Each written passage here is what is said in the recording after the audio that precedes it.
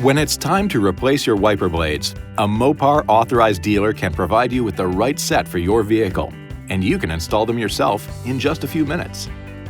To remove a windshield wiper blade, first raise it off the glass by lifting the wiper arm to the full up position. Next, flip up the locking tab to disengage it and tilt the lower end of the blade away from the arm. Use one finger to push the release tab toward the wiper arm and keep it steady while using the other hand to push the blade away from the J-hook and toward the windshield. With the locking tab open, position the replacement wiper blade under the J-hook and insert the bracket into the hook through the opening under the tab.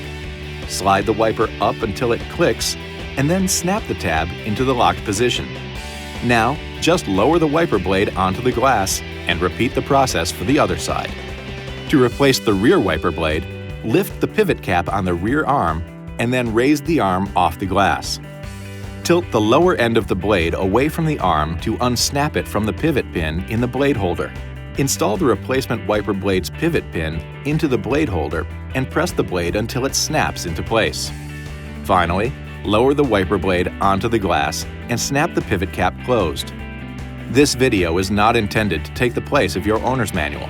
For complete details and other important safety information, please see your owner's information.